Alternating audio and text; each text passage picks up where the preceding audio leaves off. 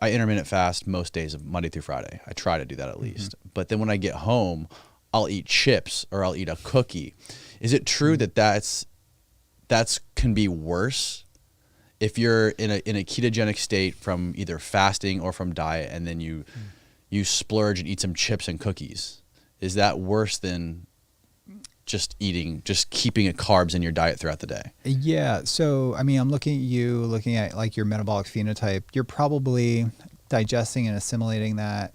The only way I'm kind of against, processed food in general. I try to eliminate it. Although, I don't, my wife is pretty liberal in whatever she eats. I mean, My wife's the same way. Cookies, candies, things like that.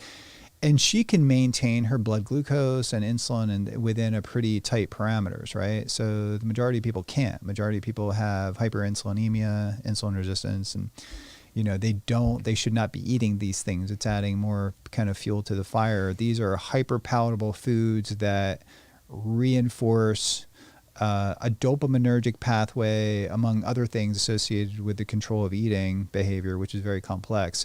So it's reinforcing eating the more you eat the food, it's reinforcing that eating behavior of that kind of food that's hyperpalatable. Typically high fat, high carb, high fat, high sugar, or high salt content too.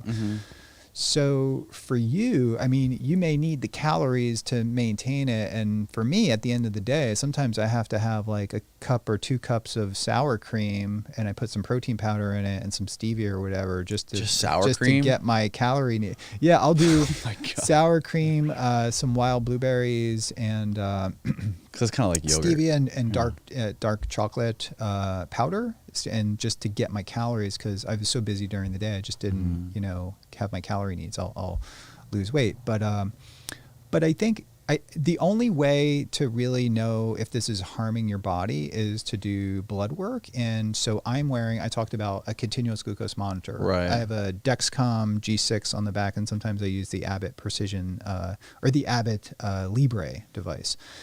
And I use that with an app called Levels Health.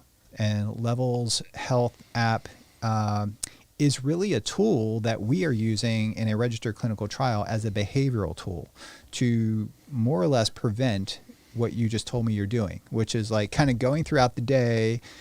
If I go throughout the day, by the end of the day, I'm more hungry than if I had eaten a meal earlier in the day. Right. So that's kind of why I realized that intermittent fasting was leading to more erratic eating behavior at night. And I get the munchies at night. So simply eating a well-formulated ketogenic meal earlier in the day knocks my appetite down by like 30%. It doesn't go away, but I definitely am less ravenous at nighttime. And being low carb and being keto actually helps with controlling your appetite, so your appetite's not controlling you. But what it allows me to do is that, I can look at, and my phone's kind of off right now, but I could just show you, I need to access, I don't want to turn it on because it'll blow up or whatever, but I can, you've probably seen my Instagram where I show, my glycemic response, right. Or my continuous glucose response in response to a Pop-Tart versus a tasty pastry, which is made by Legendary Foods, which is like tastes just as good or better than a Pop-Tart, right? They have like different variety, like blueberry and cinnamon and Dutch. And then I'll eat a regular Pop-Tart. They are 2 different things that actually are just as enjoyable to eat, but the Pop-Tart actually shoots my glucose to like 220 milligrams per deciliter, which is like a glycemic hit. And these spikes in glucose can be pro-inflammatory. They can trigger an insulin response, quickly kick you out of ketosis, and basically put you in the fat storing mode. Whereas when I ate a tasty pastry, it was almost like a flat line on the continuous glucose monitor, which means I don't have a big bolus of glucose hitting. Tasty pastry. Yeah, tasty pastry by Legendary Foods. So, if you have to say, if it point the finger towards me of eating one processed food, it would be tasty pastry, but it's in no way equivalent to a Pop-Tart. And I think most importantly, from a metabolic physiology point of view, I mean, it's super friendly to your metabolism in regards to glycemic variability. So I advocate for, if you can't understand something unless you monitor it, right? If you want to manage something, that's the problem, right? yeah, you have to measure if you want to effectively manage something. So I'm a big advocate for people just knowing what your baseline is. So buy a glucose monitor. You can get it at any CVS, Walgreens, Walmart. Prick your finger, measure your fasting blood glucose. If you're over like 126 and you measure that again and you're over it twice, you're type 2 diabetic. And many people are borderline pre-diabetic. So at the very least, get, blood work like once a year, ideally 3 or 4 times a year. And you want to measure your insulin too, but glucose is like the most important biomarker for health. And one way to track glucose continuously without having to prick your finger all the time is actually to get a continuous glucose monitor. And does it like go in you? Yeah, there's an applicator, and you put it on the back part of your arm here. And I mean, you could put it on your stomach and stuff too, but I like to be consistent and put it just on the meaty part, back of the tricep. And that's basically like a dashboard to your metabolic physiology, your glucose, right? So you get this at CVS? So the continuous glucose monitors are prescription items that are primarily used for type 1 diabetics and also in type 2 diabetics. There's a company called Levels Health that you sign up and you go through an online application process and fill out a quick form. Might take 5 to 10 minutes. And then there's a third party that fulfills a prescription, and then they just send you the kit to your house. And you get a couple devices, and you get a transmitter, and then you have access to the app. So that's where like the technology comes in that within the app, for example, I ate a tasty pastry, and then I ate a Pop-Tart, and then I had, on 2 different days, and I had a very informative glycemic trace over the course of several hours, and actually gives you a metabolic score. And then I can go into the app and then do compare. And I could just go the day before. Basically, I take a picture of it and I write tasty pastry, and I take a picture of the Pop-Tart and just write Pop-Tart, the next day. And I go into the app and I compare these two, and it shows me, it overlays the glycemic response from Pop-Tart and the metabolic score, the rate of rise, the peak rate, and the area under the curve, and all that stuff is calculated. And it compares the tasty pastry to the Pop-Tart, and it shows, you have a very dramatic difference between, 2 things that are just as enjoyable to eating, but 2 different metabolic responses. So I'm a big advocate for measuring glycemic responses to food, because I thought,